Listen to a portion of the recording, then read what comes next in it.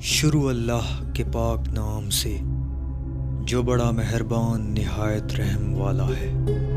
دقیانوس نے اپنے ظلم و ستم اور فوجی طاقت کے بلبوتے پر بہت بڑی سلطنت حاصل کی اور پھر اپنے لیے بہت ہی عالیشان محل بنوایا۔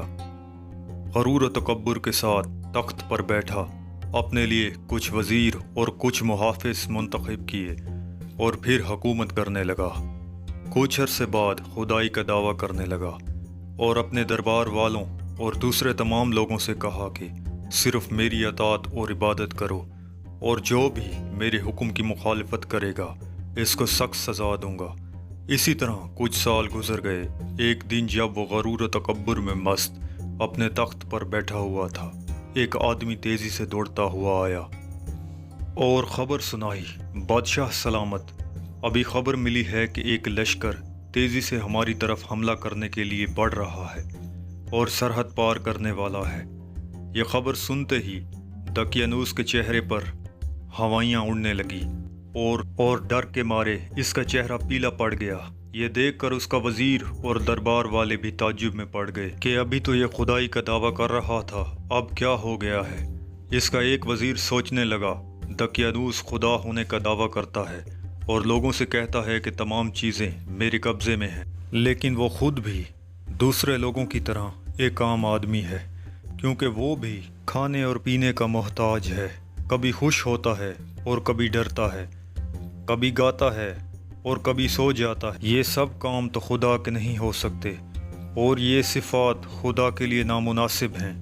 کچھ دن بعد اس کے دوسرے دوست اس سے ملنے اس کے گھر آئے اور دقیانوس کے خدا ہونے کے سلسلے میں باتیں ہونے لگی۔ اس نے اپنے دوستوں سے کہا، دوستو، بہت دنوں سے میں اپنے اندر ایک تبدیلی محسوس کر رہا ہوں، گویا میرا بیدار ضمیر مجھ سے باتیں کر رہا ہے، یا میری فطرت مجھے نور اور روشنی کی طرف لے جا رہی ہے۔ اس حالت نے میرے اوپر اتنا اثر کیا ہے کہ نہ کچھ کھایا جاتا ہے اور نہ ہی نیند آتی ہے۔ آخر یہ کیا ہو گیا ہے، ہمیں بھی بتاؤ، اس کے دوستوں نے سوال کیا۔ دوستو، جب میں آسمان کی طرف دیکھتا ہوں اور اس کائنات کی وسعت اور عظمت کے بارے میں غور و فکر کرتا ہوں تو سوال پیدا ہوتا ہے کہ ان چاند، سورج اور ستاروں کو کس نے پیدا کیا ہے۔ جب میں زمین اور دوسری مخلوقات کے بارے میں غور و فکر کرتا ہوں تو سوچتا ہوں کہ یہ سب کیسے پیدا ہوئے ہیں۔ یہ پہاڑ، صحرا، ہریالی، دریا، مختلف قسم کے جانور کس نے بنائے؟ خود یہ انسان کیسے پیدا ہوتا ہے اور پھر کیسے بڑا ہوتا ہے؟ خود ہم کو کس نے پیدا کیا ہے؟ پھر تم کس نتیجے پر پہنچے؟ اس نتیجے پر پہنچا ہوں کہ دقیانوس ایک کمزور اور ناتواں مخلوق ہے۔ وہ صرف خدا کا دعویٰ کرتا ہے، ورنہ حقیقی خدا وہ ہے جو حکیم، عالم اور اس پوری کائنات کو پیدا کرنے والا ہے۔ اس کے دوستوں نے بھی اس کی باتوں پر غور کیا اور پھر سب نے اس کی تائید کی۔ تب انہوں نے طے کیا کہ دقیانوس کے شر سے بچنے کے لیے ہمیں اس شہر سے نکلنا ہوگا، اور آخر کار پورے ارادے کے ساتھ شہر سے باہر نکلے اور ایک بیابان کی طرف چل دیے۔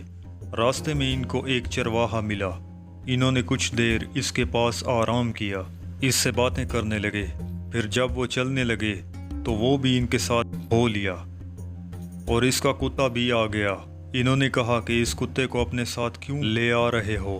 وہ ہمارے لیے خطرہ پیدا کر سکتا ہے اور اس کے ذریعے سے دشمن ہم سے باخبر ہو سکتا ہے۔ انہوں نے بہت کوشش کی کہ کسی طرح کتے کو بھگائیں، لیکن کامیاب نہ ہو سکے۔ پھر چرواہے نے کہا، اسے آنے دو، ہو سکتا ہے کہ یہ ہماری حفاظت کرے۔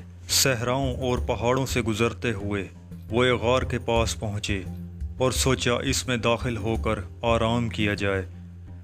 سب لوگ آرام کرنے لگے، لیٹ گئے۔ تھکاوٹ کی وجہ سے انہیں فوراً نیند آئی اور کتا بھی غار کنارے میں سو گیا۔ یہ غار اتنا بڑا تھا اور اس کا دروازہ اس طرح کا تھا کہ جب سورج طلوع ہوتا تو اس کی کرنیں سیدھی اس غار میں پڑتی تھیں، اور جب غروب ہوتا تھا تب بھی ایک بار اس میں چمکتا تھا۔ یہ با ایمان اور صالح نوجوان سالوں تک اسی طرح سوتے رہے۔ جب پیدا ہوئے، دوبارہ زندہ ہوئے تو سورج ڈوب رہا تھا، لہٰذا وہ یہ سوچ رہے تھے کہ ہم فقط ایک دن سوئے ہیں اور وہ ایک دوسرے سے پوچھنے لگے کہ ہم کتنا سوئے ہیں۔ صرف ایک دن بلکہ اس سے بھی کم۔ وہ بھوکے تھے اور انہیں کھانے کی ضرورت تھی، لہٰذا طے یہ پایا کہ ان میں سے ایک شخص بہت ہی احتیاط سے شہر جائے اور کھانے کے لیے کچھ لے آئے۔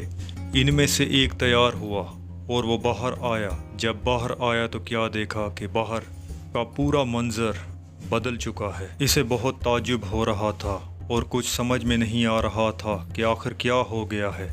روٹی کی دکان پر گیا، چند روٹیاں اٹھائیں اور دکاندار کو وہ پیسے دیے جو ساتھ لایا تھا۔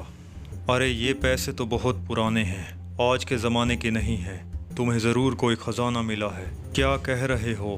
یہ پیسے میں چند دن پہلے اسی شہر سے لے کر گیا ہوں۔ تم جھوٹ بول رہے ہو، تمہیں ضرور کوئی خزانہ ملا ہے۔ ایک بھیڑ اکٹھی ہو گئی اور خبر جنگل کی آگ کی طرح پھیلتی گئی، یہاں تک کہ بادشاہ کے کانوں تک پہنچی۔ اسے بادشاہ کے دربار میں حاضر کیا گیا تاکہ اس سے پوچھ گچھ کی جائے۔ کیا تم کو کوئی خزانہ ملا ہے؟ بادشاہ نے سوال کیا۔ نہیں، مجھے کوئی خزانہ نہیں ملا ہے۔ میں جب اس شہر سے نکلا تو لوگ مجبور تھے کہ دقیانوس کی عبادت اور پرستش کریں، اور جب واپس اس شہر میں آیا ہوں تو سب کچھ بدل چکا ہے۔ یہ کہانی شاید تم نے اس لیے گھڑی ہے تاکہ ہم کو بے وقوف بنا سکو۔ معلوم ہے کہ ہمارے پیغمبر جناب عیسیٰ علیہ السلام نے فرمایا ہے کہ اگر کسی کو خزانہ ملے تو اس کا 5واں حصہ اس سے لے لیا جائے اور باقی اس کے حوالے کر دیا جائے۔ آخر آپ لوگ میری بات کیوں نہیں مان رہے ہیں؟ میں اس شہر کا رہنے والا ہوں اور جو کچھ کہہ رہا ہوں حقیقت ہے۔ کیا اس شہر میں تمہارا گھر بھی ہے؟ ہاں ہے، آئیے میں آپ کو اپنا گھر دکھاتا ہوں۔ بادشاہ اور کچھ دوسرے لوگ اس کے ساتھ گئے تاکہ دیکھیں کہ کیا یہ صحیح کہہ رہا ہے۔ یہاں میرا گھر ہے، جی ہاں یہیں گھر ہے۔ دروازہ کھٹکھٹایا گیا، ایک بوڑھے آدمی نے دروازہ کھولا اور پوچھا، کون، کیا کام ہے؟ بادشاہ نے کہا کہ اس شخص کا کہنا ہے کہ یہ گھر اس کا ہے اور اس کی کہانی بھی بڑی عجیب و غریب ہے۔ بوڑھے نے پوچھا تو اس نوجوان نے اپنا نام بتایا اور گھر کی کچھ نشانیاں بتائیں۔ وہ بوڑھا اس نوجوان کے قدموں میں گر پڑا اور اس کے ہاتھوں کو چومنے لگا۔ جو نام آپ نے بتایا ہے وہ تو میرے دادا جان کا ہے۔ بادشاہ سلامت، یہ سب وہ با ایمان نوجوان تھے جو ظالم بادشاہ دقیانوس کی حکومت سے بھاگ کر شہر سے باہر چلے گئے تھے۔ یہ سچ کہہ رہے ہیں۔ بادشاہ اور دوسرے لوگ بھی اس جوان کا احترام کرنے لگے۔ پھر یہ طے پایا کہ غار میں چلا جائے تاکہ دوسرے نوجوانوں کا بھی دیدار کیا جائے۔ سب لوگ غار کی طرف چل پڑے۔ جب غار کے قریب پہنچے تو اس نوجوان نے کہا، ابھی آپ لوگ یہیں ٹھہر جائیں تاکہ میں اپنے دوستوں کو ساری بات بتا دوں، کیونکہ ان کو معلوم نہیں ہے کہ وہ کتنا سوئے ہیں۔ اگر وہ آپ کو دیکھیں گے تو یہی سمجھیں گے کہ دقیانوس کی فوج ہمیں گرفتار کرنے کے لیے آئی ہے۔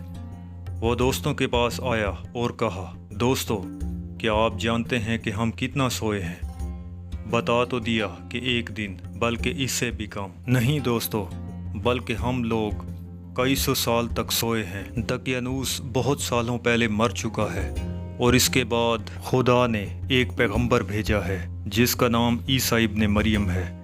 خدا کے حکم سے وہ بھی اب آسمان پر چلے گئے ہیں اور اس وقت کا بادشاہ اور وہ لوگ سب اسی پیغمبر کے ماننے والے ہیں، اور سب لوگ آپ کے دیدار کے منتظر ہیں۔